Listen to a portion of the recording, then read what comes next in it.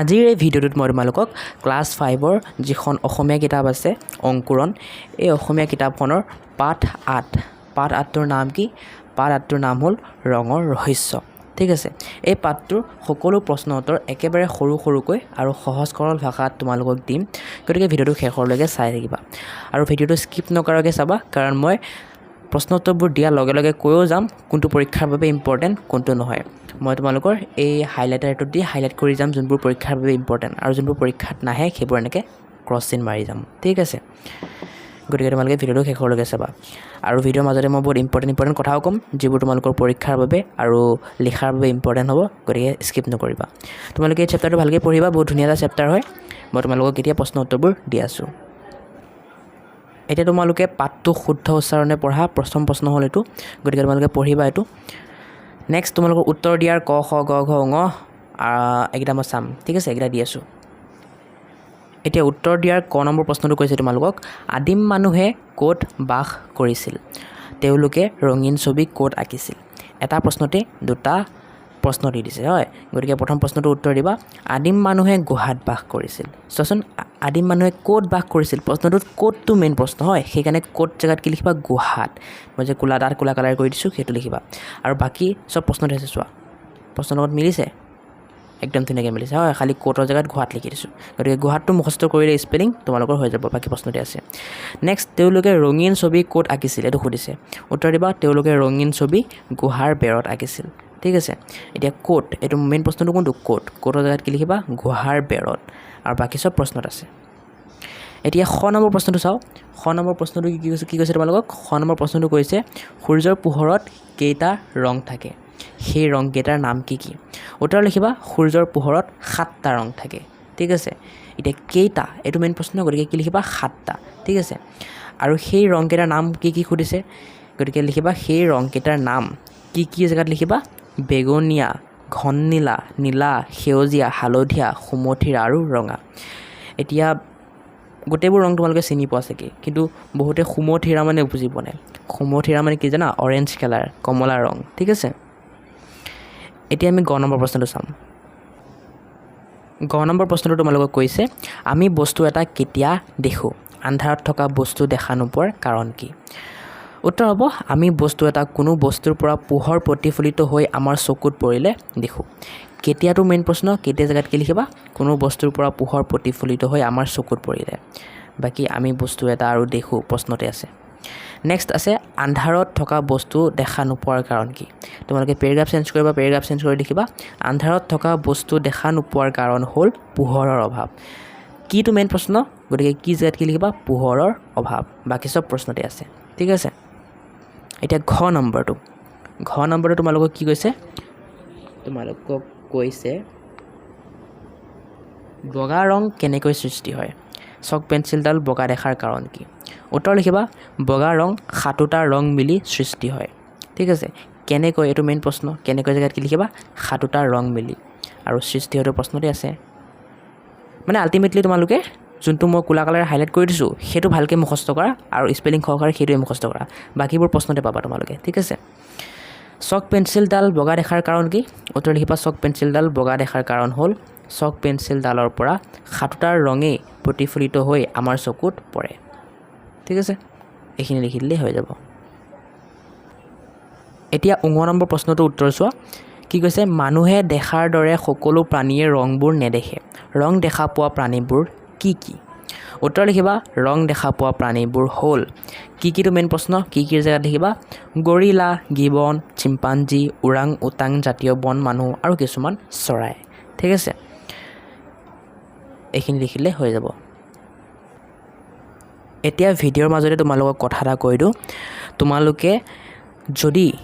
গোটেই ক্লাছ 5ৰ অসমীয়াৰ ভিডিঅ'খিনি বিচাৰা মোৰ পৰা তেন্তে মই বনাই থৈছোঁ আৰু সেই ভিডিঅ'বোৰৰ প্লে'লিষ্টৰ লিংক তোমালোকৰ মই এই ভিডিঅ'টোৰ ডেছক্ৰিপশ্যনত দি থৈছোঁ এতিয়া বহুতে ডেছক্ৰিপশ্যন খুলিব নাজানা গতিকে মই তোমালোকক ডেছক্ৰিপশ্যনটো খুলি দেখাইছোঁ কেনেকৈ খোলে তোমালোকে ভিডিঅ'টো সৰু কৰি ল'বা সৰু কৰি পেলাই ম'ৰটোত ক্লিক কৰিবা এই ম'ৰ দেখিছা ম'ৰ লেখা আছে এই ম'ৰটোত ক্লিক কৰিবা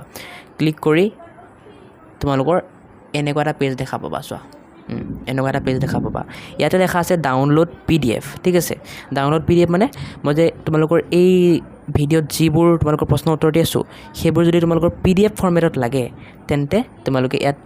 ক্লিক কৰি পেলাই PDFটো ডাউনলোড কৰি ল'ব পাৰিবা কিবা এটা পে' কৰিব লাগিব কিন্তু ডাউনলোড কৰি ল'ব পাৰিবা নেক্সট তোমালোকৰ আকৌ মোৰটোত ক্লিক কৰিবা ক্লিক কৰিলে তোমালোকৰ এনেকুৱা এটা ডেছক্ৰিপশ্যন খুলি যাব ঠিক আছে এনেকুৱা পেজ এটা খুলি যাব পিছত তোমালোকৰ ডাউনলোড PDFটো চালাই নেক্সট প্লেলিষ্ট লিংক আছে হয় Assamese playlist link Assamese grammar দি আছে তোমালোকৰ তাত কি লিখা থাকিব প্লেলিষ্ট লিংক ক্লাছ 5 আছামিজ ঠিক আছে সেইটোত ক্লিক কৰিলে তোমালোকে ক্লাছ 5ৰ অসমীয়াৰ সকলো ভিডিঅ' পাই যাবা নেক্সট আৰু যদি মই ক্লাছ 5ৰ অসমীয়াৰ বেলেগ কিবা ভিডিঅ' বনাওঁ তেতিয়া ইয়াত লিংক দি দিম বা তোমালোকৰ বাকী ছাবজেক্টবোৰ ইংৰাজী পৰিৱেশ গণিত এইবোৰৰো লিংক ইয়াত দিয়া থাকিব তোমালোকে গৈ সেই ভিডিঅ'বোৰো চাব পাৰা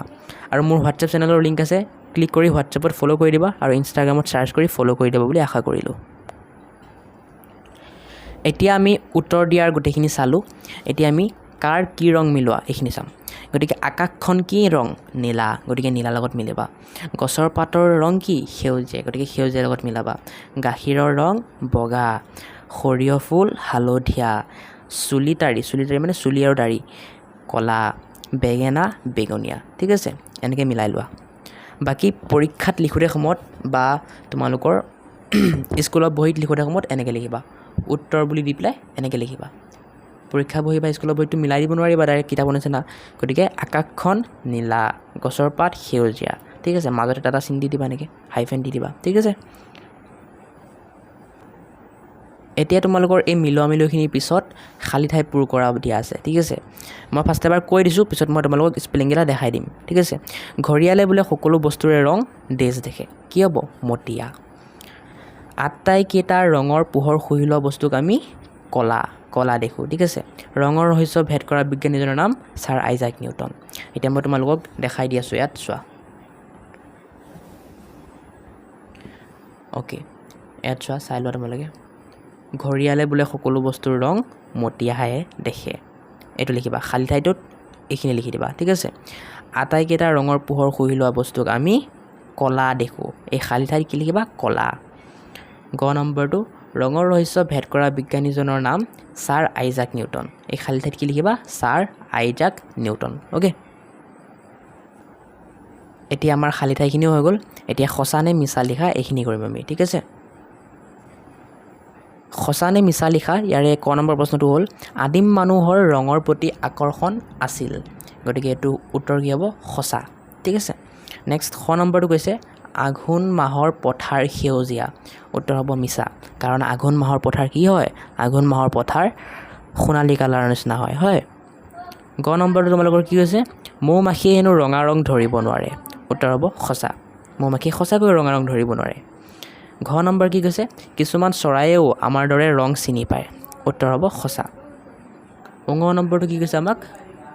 মানুহে অতি বেঙুনীয়া ৰংটোও দেখে উত্তৰ হ'ব মিছা মানুহে বেঙুনীয়া ৰং দেখে কিন্তু অতি বেঙুনীয়া ৰং নেদেখে অতি মানে বহুতেই বেছি বেঙুনীয়া একদম খাতৰা বেঙুনীয়া যে ইমান বেঙুনীয়া মানুহে চকুৰে দেখিব নোৱাৰে ঠিক আছে সেই ৰংটো গতিকে এইটো মিছা হ'ব ইয়াত দেখে বুলি কৈছে গতিকে মিছা হ'ব যদি নেদেখে বুলি ক'লে হয় সঁচা হ'লে হয় বেঙুনীয়া ৰং দেখা পায় মানুহে কিন্তু অতি বেঙুনীয়া ৰং দেখা নাপায় মনত ৰাখিবা এইটো এতিয়া সঁচা মিছাবোৰ হৈ গ'ল এতিয়া ভাষা অধ্যয়নৰ তোমালোকৰ এইকেইটা চোৱা কি কৈছে তলত আজ দিয়া যুক্তাক্ষৰকেইটা ভাঙি দেখুওৱা এই যুক্তাক্ষৰকেইটা তোমালোকৰ ভাঙি দেখাব দিছে ঠিক আছে মই কৰি দিছোঁ চোৱা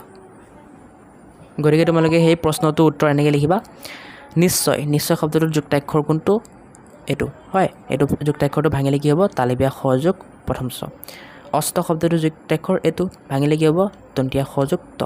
তেনেকৈ একাধিক ক্ৰমেটোৰ কাৰণে মই লিখি দিছোঁ চোৱা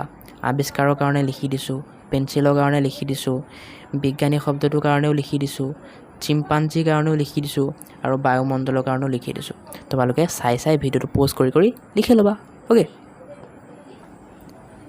এতিয়া এই যুক্তাক্ষৰখিনি হৈ গ'ল নেক্সট কৈছে আমাক পাঠটোত ৰঙা ৰঙীন নীলা সেউজীয়া সোণোৱালী আদি বিশেষণবোৰে কি পদৰ গুণ বুজাইছে লিখা গতিকে এই প্ৰশ্নটোৰ উত্তৰ এনেকৈ লিখিবা বিশেষণ পদবোৰ লিখি ল'বা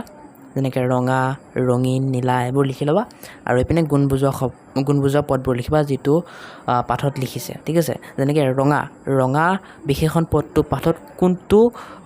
পদৰ গুণ বুজাবলৈ ব্যৱহাৰ কৰিছে বেলি নামৰ পদটো বা শব্দটোৰ গুণ বুজাবলৈ ব্যৱহাৰ কৰিছে যেনেকৈ ৰঙীন বিশেষণ পদটো বস্তু বিভিন্ন ধৰণৰ বস্তু এই শব্দটোৰ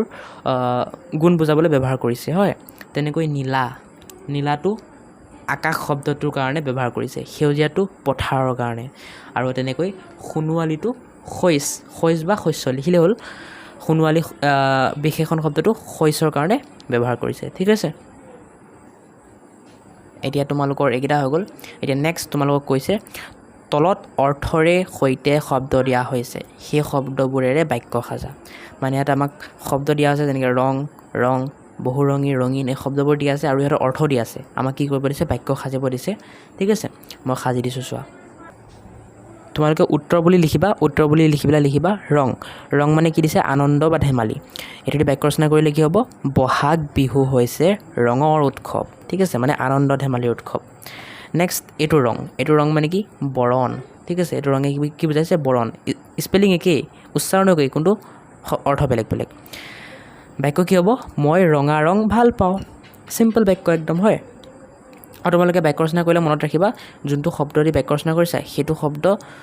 বাক্যটোত ব্যৱহাৰ হোৱাৰ পিছত তোমালোকে আস্তেন দিবা এতিয়া বহুতৰ প্ৰশ্ন দেখিব যে এইটো অনুচং ৰং আছে কিন্তু এইটো উঙ কিয় মই কথা এটা কৈ দিওঁ এতিয়া শুনা তোমালোকৰ যদি আৰু উঙ অকলে থাকে আৰু অনুচং অকলে থাকে তেতিয়া ৰং এইটো স্পেলিং ব্যৱহাৰ হ'ব কিন্তু অনুচঙৰ পিছত যদি কিবা এটা বেলেগ থাকে যেনেকৈ বা কিবা বেলেগ মানে বৰ্ণ থাকে তেতিয়া অনুচংটো নাইকিয়া হৈ উঙ হৈ যাব যেনেকৈ চোৱাচোন এইটোত আৰু অনুচঙৰ লগত কি আছে আছে হয় গতিকে সেইকাৰণে অনুচংটো নাইকিয়া হৈ কি গ'ল উঙ হৈ গ'ল এতিয়া বহুৰঙী এইটো অৰ্থ কি কেইবা ৰঙৰ বাক্য ৰচনা কৰিলে কি হ'ব ৰামধেনু বহুৰঙী তেনেকৈ ৰঙীনৰ অৰ্থ ৰংযুক্ত বাক্য ৰচনা কৰিলে কি হ'ব ৰামৰ বেগটো ৰঙীন ৰঙিল শব্দটোৰ অৰ্থ হ'ল ৰং বুলোৱা বাক্য ৰচনা কৰিলে হ'ব ৰামে ৰঙিল ছবি আঁকে তেনেকৈ ৰঙিলী শব্দটোৰ বাক্য ৰচনা কৰিলে কি হ'ব ৰঙিয়াল তিৰোতা মানে ৰঙিলী শব্দটোৰ অৰ্থ হ'ল ৰঙিয়াল তিৰোতা বাক্য ৰচনা কৰিলে হ'ব ৰীণা এগৰাকী ৰঙিলী ছোৱালী এতিয়া নেক্সট বাক্য ৰচনা কৰিব লাগিব তোমালোকে ৰঙালী শব্দটো দি অৰ্থ হ'ল আনন্দপূৰ্ণ ধেমেলীয়া বহাগ বিহু যিকোনো এটা অৰ্থ তোমালোকে মানে ব্যৱহাৰ কৰি বাক্য ৰচনা কৰিব পৰা যেনেকৈ মই এইটো বহাগ বিহুটো দি কৰিছোঁ ঠিক আছে বহাগ বিহুৰ আন এটা নাম ৰঙালী বিহু এতিয়া ৰঙিয়াল শব্দটোৰ অৰ্থ হ'ল আমোদি ৰং লগোৱা আনন্দময় তিনিটা অৰ্থ দিছে যিকোনো এটা ব্যৱহাৰ কৰি তোমালোকে বাক্য ৰচনা কৰা মই কৈ দিছোঁ চোৱা ৰাম এজন ৰঙিয়াল যুৱক এতিয়া ৰংচোৱা শব্দৰ অৰ্থ হ'ল অলপ ৰঙা বৰণৰ বাক্য ৰচনা কৰিলে হ'ব মই ৰংচোৱা বস্তু ভাল পাওঁ ৰংচঙীয়া মানে বিবিধ ধৰণৰ সাজ সজ্জা বাক্য ৰচনা কৰিলে হ'ব মই ৰংচঙীয়া কাপোৰ পিন্ধি ভাল পাওঁ ৰং ধেমালি মানে অৰ্থ হ'ল আমোদ প্ৰমোদ মনৰ আনন্দৰ কাৰণে কৰা ধেমালি বাক্য ৰচনা কৰিলে হ'ব মই ৰং ধেমালি কৰি ভাল পাওঁ তেনেকৈ আৰু এটা কি দিছে আমাক ৰং ৰহইচ যাৰ অৰ্থ হ'ল হাঁহি ধেমালিৰ ৰগৰ ঠিক আছে বাক্য ৰচনা কৰিলে হ'ব মই ৰং ৰহইচ কৰি ভাল পাওঁ গতিকে তোমালোকৰ গোটেইকেইটা শব্দ দি বাক্য ৰচনা কৰা হৈ গ'ল এতিয়া নেক্সট তোমালোকৰ জানো আহা দিছে তোমালোকে পঢ়িবা ঠিক আছে জানো আহাখিনি পঢ়িবা নেক্সট পেজতো তোমালোকৰ কিবা কিবি পঢ়িব দিছে এয়া ভিপ জিঅ'ৰ এইবোৰ পঢ়িব দিছে পঢ়ি ল'বা তোমালোকে আৰু লগতে কবিতাটো তোমালোকে পঢ়ি ল'বা এতিয়া প্ৰশ্ন উত্তৰ মেইন আছে পিছত এইখিনি এতিয়া তোমালোকৰ মই ইয়াতে ইম্পৰ্টেণ্ট প্ৰশ্ন উত্তৰবোৰ কৈ দিওঁ ঠিক আছে ইম্পৰ্টেণ্ট কোনবোৰ হ'ব পৰীক্ষাত কোনবোৰ অহা চান্স বেছি আছে তোমালোকৰ চোৱা খোলা হৈ গৈছে ভিডিঅ'টো চৰি দেই তাৰ কাৰণে তোমালোকৰ এই পাঠটো শুদ্ধ উচ্চাৰণেৰে পঢ়া এইটোতো ইমান নাহে কিন্তু এই ক খ গ ঘ উঙ এইকেইটা আহিব ইম্পৰ্টেণ্ট হয় পিছত কাৰ কি ৰং মিলোৱা এইটো আহিব পিছত খালী ঠাই পূৰ কৰা ক খ গ আহিব সঁচা নে মিছা ক খ গ ঘ উঙ গোটেইকেইটা আহিব ঠিক আছে বাকী যুক্তাক্ষৰকেইটাও আহিব আৰু এইটো নাহে দেই এইটো ইম্পৰ্টেণ্ট নাই এইটো মই তোমালোকক কাটি দি আছোঁ চোৱা সেইটো ইম্পৰ্টেণ্ট নাই ঠিক আছে বাকী এইটো আহিব পাৰে নাহিব পাৰে দেই ইমান ইম্পৰ্টেণ্ট নহয় আহিব পাৰে নাহিব পাৰে বাক্য ৰচনা কৰাটো পিছত এইটো এইকেইটা ইম্পৰ্টেণ্ট নহয় আহিব পাৰে নাহিব পাৰে কাটি নিদিওঁ কাটি দিলে ভাবিবা নাহিবই পৰীক্ষা ঠিক আছে কাটি নিদিওঁ মই পিছত তোমালোকৰ ৰামধেনু এখন আঁকি তলত দিয়াৰ ক্ৰমত ৰং বুলোৱা এইটো তোমালোকক ছবি আঁকি পেলাই ৰংবোৰ বুলাব দিছে ৰামধেনুৰ তোমালোকে কৰিবা এতিয়া মই এইটো কুৱেশ্যনৰ আনচাৰ দিম লগতে তোমালোকৰ দলত আলোচনা কৰি চমুটোকা লিখা এইটোৰ আনচাৰ দিম তোমালোকৰ চমুটোকাবোৰ আহিব পাৰে কিন্তু প্ৰায়ভাগ স্কুলত নিদিবও পাৰে গতিকে ইমান ইম্পৰ্টেণ্ট নহয় আহিব পাৰে নাহিব পাৰে কিন্তু মই যোনবোৰ এইটো কালাৰে হাইলাইট কৰি দিলোঁ সেইবোৰ আহিবই তোমালোকৰ পৰীক্ষাত ঠিক আছে এতিয়া ফাৰ্ষ্টে আমি ৰং মিলোৱাখিনি চাওঁ অ'কে এতিয়া চোৱা ৰং মিলোৱাখিনি চাম আমি ঠিক আছে ৰঙা আৰু নীলা ৰং মিলালে কি হ'ব বেঙুনীয়া ৰঙা আৰু হালধীয়া ৰং মিলালে কি হ'ব সুমথিৰা হালধীয়া আৰু নীলা ৰং মিলালে কি হ'ব সেউজীয়া ৰঙা আৰু নীলা ৰং আৰু হালধীয়া ৰং তিনিটাই মিলালে কি হ'ব মটীয়া এতিয়া চমুটোকাখিনি চাই লোৱা চমুটোকাখিনি তোমালোকে উত্তৰ এনেকৈ লিখিবা ৰংপুৰটো কেনেকৈ লিখিবা এনেকৈ লিখিবা শিৱসাগৰ জিলাৰ অন্তৰ্গত এখন প্ৰসিদ্ধ ঠাই ঠিক আছে ৰংপুৰ কি হয় উজনি অসমৰ শিৱসাগৰ জিলাৰ অন্তৰ্গত এখন প্ৰসিদ্ধ ঠাই এসময়ত ৰংপুৰ নগৰ আহোম ৰজাসকলৰ ৰাজধানী আছিল ঠিক আছে এনেকৈ লিখি ল'ব দেন ৰামধেনু হৈছে আকাশত দেখা পোৱা এটা ৰঙীন ধেনু ইয়াত 7টা ৰং থাকে বেঙুনীয়া ঘন নীলা সেউজীয়া হালধীয়া সুমথিৰা আৰু ৰঙা এতিয়া তোমালোকে পঢ়িছিলা 7টা ৰঙৰ বিষয় হয় সেই 7টা ৰং তোমালোকে আগতে মুখস্থ কৰিছিলা গতিকে সেইকেইটা লিখিলেই হৈ যাব বায়ুমণ্ডল মানে কি বায়ুমণ্ডল হৈছে আমাৰ পৃথিৱীৰ চাৰিওফালে থকা বতাহৰ তৰপ ইয়াত আমি উশাহ লোৱা অক্সিজেন গেছ আছে ইয়াৰ অবিহনে আমি জীয়াই থাকিব নোৱাৰোঁ ঠিক আছে এনেকৈ লিখি দিবা নেক্সট তোমালোকৰ আছে গুহাটোৰ বিষয়ে এনেকৈ লিখি পাইছোৱা গুহা হৈছে পৰ্বতৰ মাজৰ শিলত থকা ডাঙৰ গাঁত গুহাবোৰ ঘৰৰ কোঠালিৰ দৰে আদিম মানুহে এনে পৰ্বতৰ গুহাত বাস কৰিছিল নেক্সট আছে বনমানুহটো এনেকৈ লিখিবা গৰিলা গিবন চিম্পাঞ্জী ওৰাং উটাং আদিৰ দৰে প্ৰাণীবোৰক বন মানুহ বোলা হয় দেখাত মানুহৰ দৰে দেখিলেও ইহঁত বনৰীয়া প্ৰাণী নেক্সট আছে তোমালোকৰ অক্ষিপট ঠিক আছে অক্ষিপট মানে কি অক্ষিপট মানে হ'ল চকুৰ পৰ্দাক অক্ষিপট বোলা হয় প্ৰতিফলিত সূৰ্যৰ পোহৰ আমাৰ চকুৰ পৰ্দাত পৰিলে বস্তুবোৰ আমি দেখা পাওঁ এতিয়া এই চমুটোকাৰ তলতে আৰু এটা প্ৰশ্ন তোমালোকৰ কি আছে প্ৰশ্ন আছে তোমালোকে দেখা বস্তুবোৰ ৰং অনুসৰি ভাগ কৰা চোৱা তোমালোকক এইটো প্ৰশ্ন তোমালোকে দেখা বস্তুবোৰ ৰং অনুসৰি ভাগ কৰা তোমালোকক এখন তালিকা দিছে তোমালোকে কি বস্তু দেখিছা ৰং অনুসৰি ভাগ কৰিব দিছে যেনেকৈ বগা ৰঙৰ কি হয় গাখীৰ হয় ৰঙা ৰঙৰ কি হয় তেজ হয় যেনেকৈ বগা ৰঙৰ আৰু কি হ'ব কোৱাচোন বগা ৰঙৰ আৰু হেৰি হ'ব আটা হ'ব হয়নে নাই তেনেকৈ ভাগ কৰিব দিছে মই তোমালোকক ভাগ কৰি পেলাই এটা হেৰি লিখি দিছোঁ চোৱা